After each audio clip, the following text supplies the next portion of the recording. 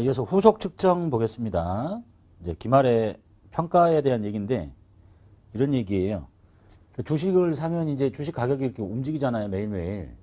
오늘 올랐다 내일 떨어졌다. 이걸 쫓아다닐 거냐 안 쫓아다닐 거냐. 평가하는 방법이 이런 방법이 있어요. 자, 원가법이라는 게 있고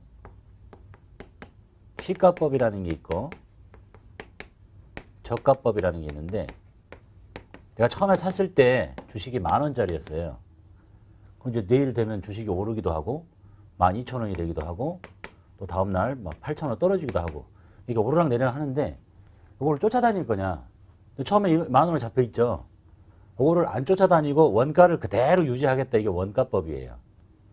시장 가격 움직여도 안 쫓아다니고. 시가법은 뭐냐면 올라갔어? 그러면 12,000원으로 장부를 고치는 거야. 이건 이제 취득 원가고 장부를 12,000원 올려. 떨어지면 밑으로 떨어뜨려. 8,000원으로. 이게 시가법이에요. 그러니까 오르면 쫓아가고 떨어지면 쫓아 내려가는 거야. 그러니까 저가법은 오르면 안 쫓아가고 떨어지면 내려가요. 이게 저가법이라고 해요. 그래서 우리가 배울 때는 저가법은 재고자산에서 배우게 됩니다. 재고자산은 내가 샀을 때 10,000원짜리였는데 내가 산 상품이 12,000원으로 튀었어. 안 쫓아간다고요.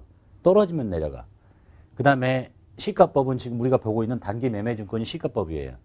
10,000원짜리 주식인데 12,000원이 되면 올라가고 8,000원이 되면 또 내려가. 이렇게 올라갔다 내려갔다 하는 거예요. 그리고 평가에 대한 말이 없는 것들은 원가법을 쓴다. 이렇게 보시면 되겠네요. 자, 단기 매매증권을 취득해서 기말 결산일 현재 보유하고 있으면 이걸 공정가치로 평가하시는 하루하루 쫓아다니는 게 아니라 쭉 갖고 있다가 기말 딱 결산일이 되면 지금 가격이 얼마냐를 쫓아가라는 얘기입니다. 공정가치로 평가해서 공정가치 변동분을 단기 손익 항목인 단기 매매증권 평가 이익 손실을 합쳐서 단기 매매증권 평가 손익이라고 합니다. 공정가치가 움직이면 내가 지금 10,000원짜리 주식을 샀는데 이게 12월 30일 기말 결산일이 12월 31일이면 12,000원이 됐다는 얘기는 실현된 건 아니잖아요. 내다 팔았어야 실현이 되는 거니까. 그걸 그래서 미실현 보유 손익이라고 하고 이거를 단기 손익 항목인 단기 매매증권 평가 손익으로 처리하시랍니다. 자, 그리고 시장성 있는 유가증권은 시장 가격을 공정가치로 보며 시장 가격은 보고기간 말 현재 종가를 말합니다. 그 다음 다 상식적으로 읽어보면 보시면 됩니다. 다만 보고기간 말과 말 현재의 종가가 없고 보고기간 말과 해당 유가증권의 직전 거래일 사이에 중요한 경제적 상황의 변화가 없으면 직전 거래일의 종가를 쓸 수도 있다. 우리 회사의 보고기간 종료일이 12월 말인데 이날 종가가 없더래요. 그럼 바로 직전일 걸 써도 된다. 그냥 읽어봐도 되는 얘기. 그 다음 얘기. 평가 이익과 손실이 동시에 생기면 평가 손익을 서로 상계하지 않고 각각 총액으로 보고하는 게 원칙입니다. 그러니까 A 주식이 A 주식, B 주식, C 주식, D 주식 있는데 이런 말이에요. 착각하시면 안 돼. 얘는 기말에 평가했더니 플러스 났어요. 1,000원 튀었어. B 회사의 주식은 500원이 튀었어.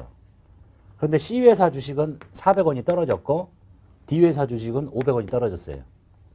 평가 이익과 손실은 서로 상계하지 말라고 했더니 얘 평가 이익 한번 회계 처리하고 얘 평가 이익 한번 처리하고 평가 손실, 평가 손실 이렇게 하는 게 아니에요. 이렇게 묶어서 1,500원 평가 이익 한번 잡고 900원 평가 손실 이렇게 한번 잡으라는 거지. 주식별로 회계 처리하라는 게 아닙니다. 자, 그런데 이 금액이 중요하지 않으면 서로 상계해서 순액으로 표시할 수도 있대요. 원칙은 평가 이익 한 번, 평가 손실 한 번. 이게 별로 중요하지 않다고 순액으로 얼마겠어요? 600원 평가 이익 났습니다. 이렇게 할 수도 있다는 얘기입니다. 사례해 보겠습니다. 자, 1번 보시면 보유 중인 단기 매매증권의 장부 금액은 75예요. 자, 요 말이 딱 나오면 보유 중이라는 얘기죠. 갖고 있잖아. 갖고 있을 때 이미 이렇게 돼 있던 분계가 있어야 됩니다. 단기 매매증권이 75만 원짜리가 이렇게 있는 거야. 뭐 주고 샀는지 모르겠지만 갖고 있죠. 그러니까 갖고 있는 거지. 이게 이제 기말에 공정가치가 80으로 튀었어요. 내가 언제 샀는지 모르겠지만 75라고 샀어. 이게 이제 취득 원가죠. 취득했을 때 공정가치로 적어놨어요. 그런데 오늘 보니까 80으로 튀었어. 그러면 쫓아가기로 했죠. 80으로 올려야 돼. 80으로 올리려고 했더니 이거를 단기 매매증권 80 이렇게 해버리면 안 되죠. 이렇게 하면 되겠어? 그럼 만나가고 어떻게 되는 거야? 2x 14, 155만 원짜리가 되는 거죠. 이렇게 하라는 게 아니라 이미 이렇게 있는데 이걸 80으로 만들려니까 얼마만 늘리면 되겠어요? 5만 원만 늘리면 되지. 이렇게 5만 원을 늘려야 이렇게 만나서 80짜리가 잡히는 거예요. 이렇게. 그러겠죠? 자, 그래서 뭐라고 해요? 여기는 이제 이익이 생긴 거죠. 주식의 가격이 올라갔으니까 여기를 단기 매매증권 평가 이익이라고 합니다. 5만 원. 이것도 영업활동과 관련 없겠죠. 영업의 수익. 단기 매매증권 평가 이익이에요. 두 번째 사례 볼게요. 보유 중인 단기 매매증권의 취득 금액은 70이에요. 그럼 샀을 때 이렇게 했었다는 거지. 이미 있다는 얘기입니다. 이렇게 CC 취득원가에. 그런데 장부 금액이 75네. 요 얘기 봐보세요. 처음에 취득을 했는데요. 취득을 했는데 70이었어. 근데 쭉 가다가 보니까 장부 금액이 바뀌었다는 얘기는 무슨 얘기냐면, 원래 보세요. 처음에 취득했으면 이게 장부 금액이잖아요. 산 금액이 장부 금액이잖아.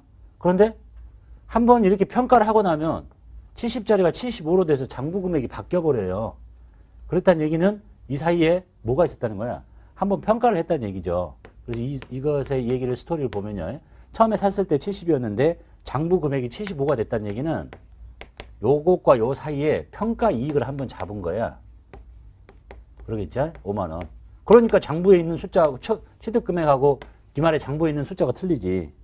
이게 지금 장부 금액이에요. 달라졌다는 얘기는 이 사이에 평가를 한번 했다는 거야.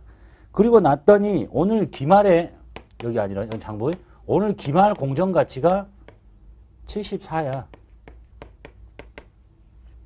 보세요, 이제. 처음에 취득했을 때는 70.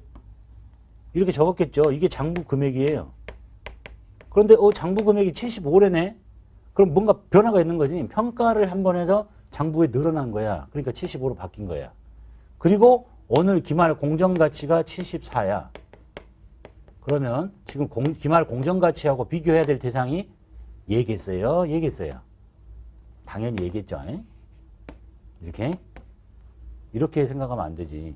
이 사람 지금 70만 원을 샀는데요. 한번 평가를 했어요. 75가 됐어.